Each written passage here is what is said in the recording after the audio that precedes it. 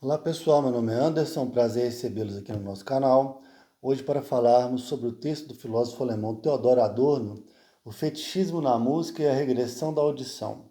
Foi um texto publicado em 1938 e que até hoje é referência nos estudos sobre indústria cultural. Mas antes de continuarmos, eu gostaria de pedir a você que, caso ainda não seja inscrito, que se inscreva no nosso canal, que curta nossos vídeos, que acione as notificações que nos acompanha aqui no YouTube. Adorno fez parte de um grupo de intelectuais que ficou conhecido como Escola de Frankfurt. Na verdade, era um conjunto de pensadores, de intelectuais ligados ao Instituto de Pesquisa Social da Universidade de Frankfurt, na Alemanha. A Escola de Frankfurt já teve várias etapas, teve pensadores famosos como o próprio Adorno, como Walter Benjamin, como Herbert Marcuse, como Habermas. E esses filósofos, eles ficaram conhecidos porque eles romperam com a forma tradicional de pensamento marxista, na opinião deles, os fundamentos clássicos do marxismo não eram mais suficientes para explicar as transformações operadas pela sociedade de mercado, pelo capitalismo. Era necessária uma nova interpretação. Essa nova interpretação veio a ser chamada de teoria crítica, que foi uma teoria construída a partir de elementos de várias disciplinas, de várias áreas de conhecimento. Então, eles foram buscar referências na psicanálise, na filosofia, na sociologia, na literatura, inclusive. Então, eles tiveram como referência autores como Freud, como Weber, como Dostoiévski, como Hegel, como Kant.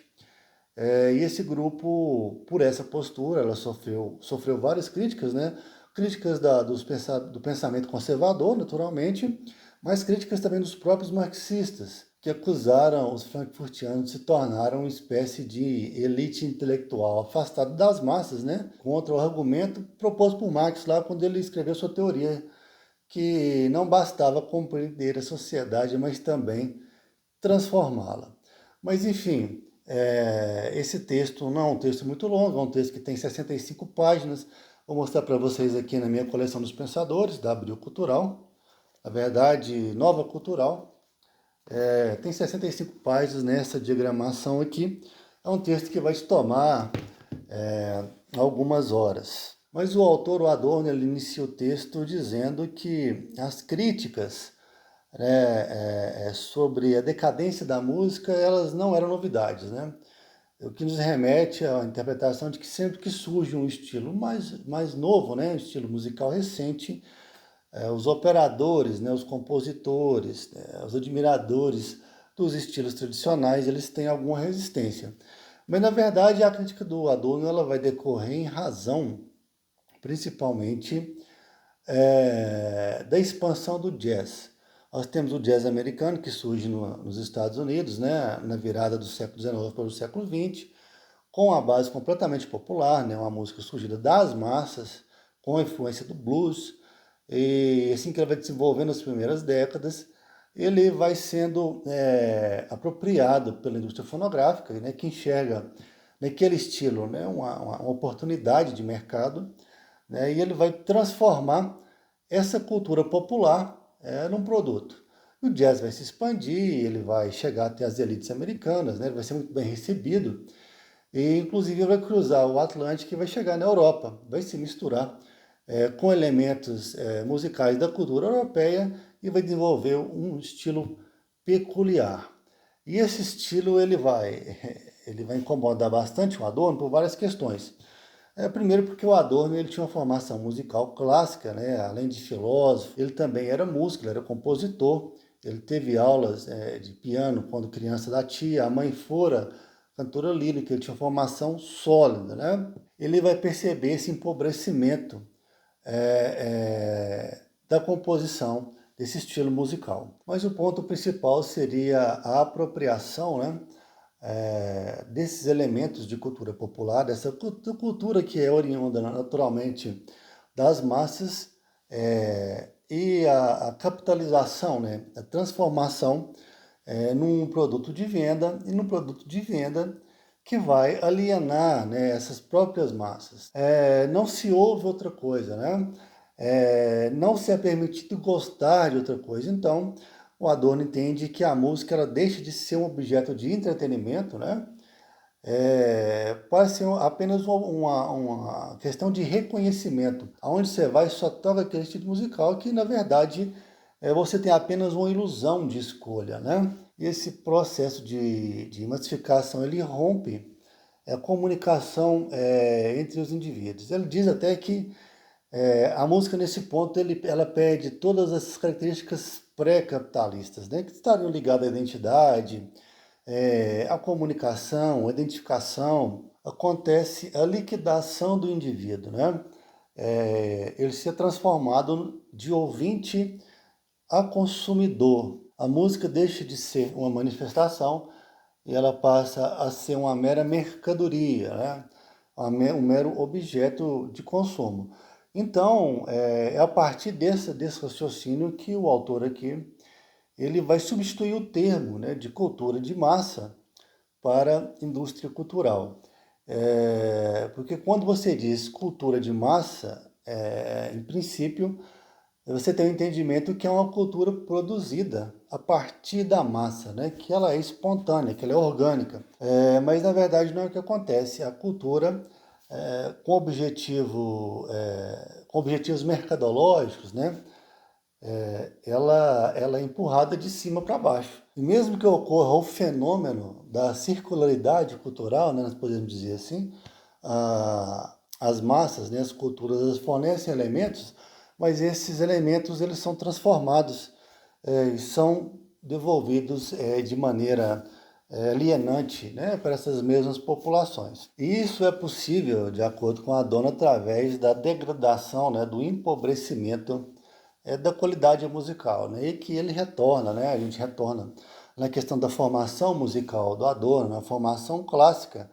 Ele até faz menção a essa formação, mas não como música clássica, mas música séria, né? Ele chama a música clássica de música séria, porque a música séria, no ponto de vista dele, ela demanda não apenas algum talento, mas estudo, né? Mais técnica, aprimoramento, repetição.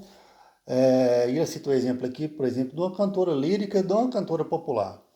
Uma cantora lírica, ela para atingir as notas necessárias, né? Para cantar uma ópera, por exemplo, ela precisa de muito estudo.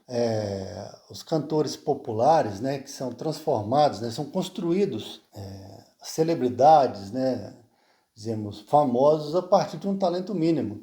Então, se a pessoa ela consegue cantar um pouco afinado ali, ela já é alçada na condição de celebridade, né? Então, no entendimento do Adorno, essa falta de virtuosismo, né? Ele usa esse termo, essa falta de virtuosismo, essa falta de caráter técnico, né? Ela empobrece a música, né? A qualidade musical, a qualidade das composições, e de certa forma empobrece o indivíduo que as escuta também, né? Ela aniquila, ela torna o indivíduo mais ignorante. E eu me pergunto se o Adorno tivesse vivo até hoje, né, o que ele diria sobre fenômenos como o hip hop, como o funk brasileiro, como o K-pop, né, que são construções integralmente artificiais. E que na época que ele fez essa análise, né, na década de 30 e 40, os cantores, eles necessariamente eles tinham que ter alguma afinação, né? Os músicos, mesmo que eles não fossem virtuosos, né, não fossem muito eruditos, eles tinham que ter alguma condição mínima, né, de utilizar o instrumento musical. Hoje o jazz, que era criticado pelo Adorno, ele seria visto talvez até como, do ponto de vista como conservador. É, Tal é a pobreza musical que nós atingimos hoje na sociedade.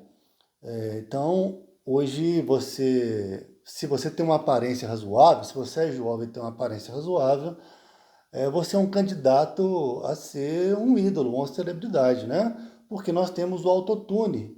Você não precisa cantar absolutamente nada. Existem vários programas de computador que vão cantar no seu lugar, né? Você vai falar alguma coisa extremamente desafinada e o sistema vai corrigir, né? O programa corrigirá a sua voz e vai te transformar numa pessoa afinadinha. Aí tem aqueles shows, né? Que o pessoal toca playback, mas não só isso. Nós temos uma regressão também, de maneira que nós estamos voltando a uma espécie de cultura tribal, onde são apenas batidos tambores, né? Só tem aquele som grave.